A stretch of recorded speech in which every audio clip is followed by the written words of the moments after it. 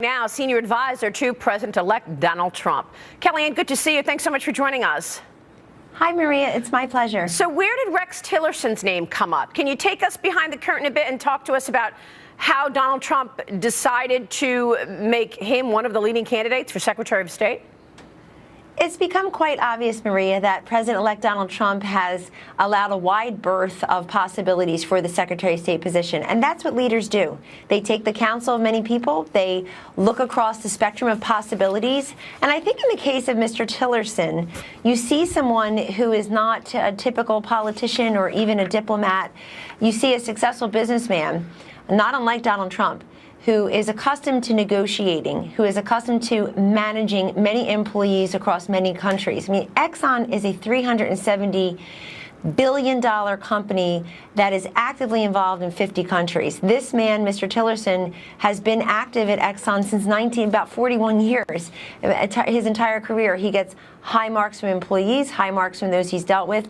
And this is the Trump effect. You know, people who try to put Donald Trump in the conventional box are immediately and sorely disappointed. You see with so many of his picks already, Maria, and so many ways that he ran his own campaign, that this is a man who's not going to be able to stick him into conventional boxes. And I think the idea that he is entertaining Rex Tillerson among another field of possible candidates for Secretary of State, Maria, the fourth highest ranking official in our nation's government, really is part of the Trump effect.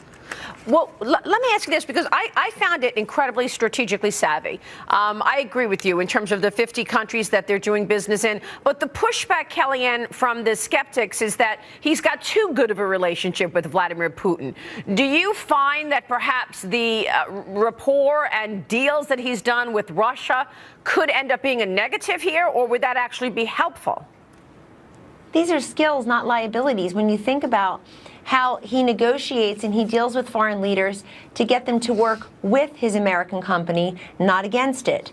And of course, he's an oil man. He goes where the oil is. That's why you've seen him in places like Russia, China, Yemen, the developing world, certainly the Middle East, Maria. And you know, those critics and naysayers, I think, are partly the election deniers and partly folks who just were not anticipating such an unconventional possibility. And let me just note, of course, as you recognize, this is not a final selection. It is up to President-elect Trump and him alone to make that selection and make that announcement, which he says could be maybe the middle of next week or so. Okay, so we will hear then in pretty short order who his pick is. Talk to us about how the cabinet is taking shape right now. When do you expect that he will have the full cabinet in place?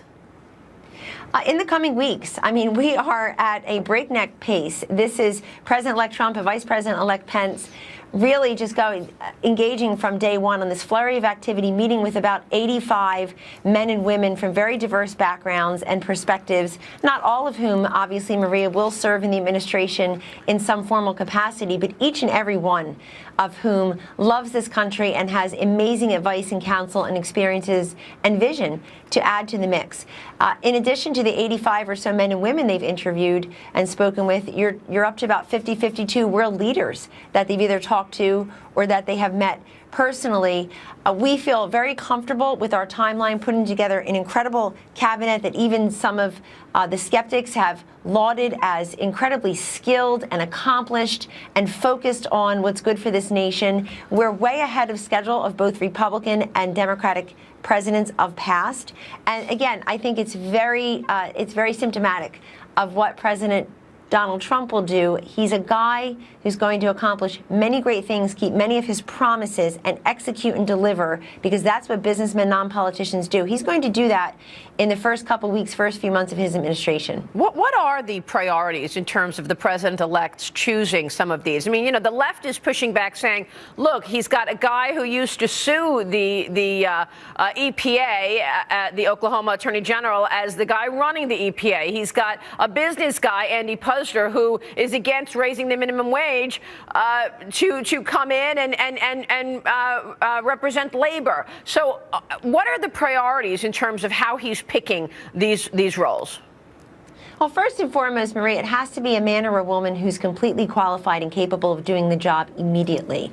And relatedly, second, it's somebody who understands the Trump vision, the Trump doctrine for that particular cabinet position, and will go ahead and execute that, certainly in cooperation with President Trump, who you know is going to be a very hands-on president.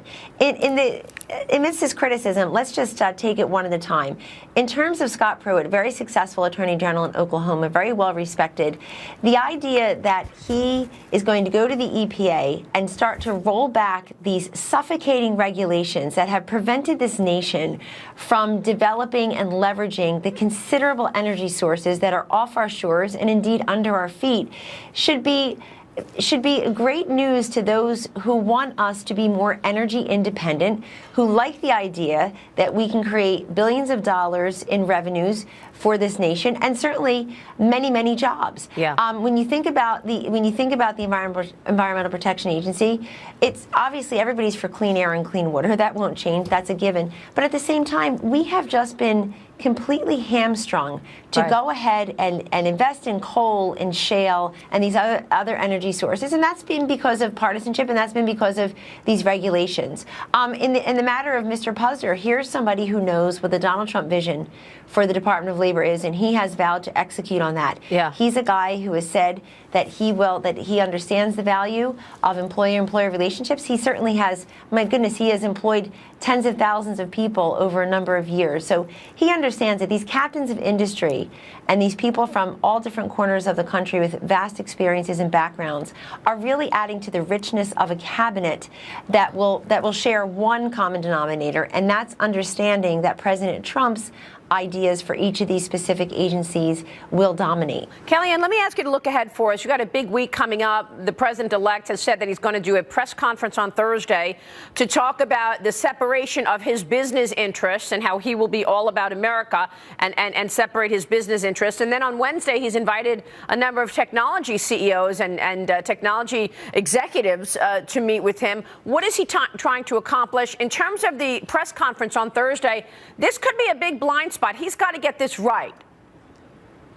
Well, that's what leaders do, though, Maria. They have press conferences. They put it all out there. They're transparent about the process they're undergoing. Look, we're in unprecedented times because not only is Donald Trump unconventional as a non-politician taking the oath of office for President of the United States, but he's also someone who's unique in that he's just a successful businessman. The man is brilliant and accomplished.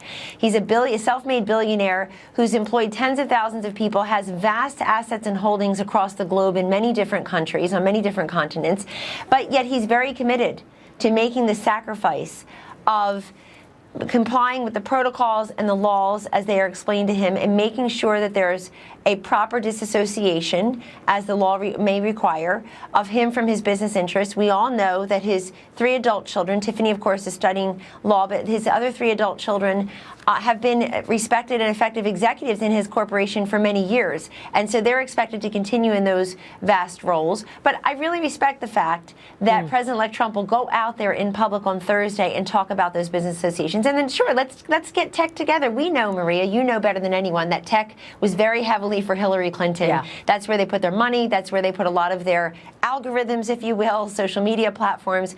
I think it's fantastic that the president-elect is bringing in many people who disagreed with him and who do not support him because, as he said on election night, he will be the president for all Americans. And that includes these vast industries that are very important to our economy, very important employers, and I think future movers and shakers in our economy and in our culture. It's a fantastic idea. I'm glad they're coming. Yeah, it's really extraordinary. We're going to be previewing it, of course, on the Fox Business Network. Kellyanne, good to see you. Thanks so much.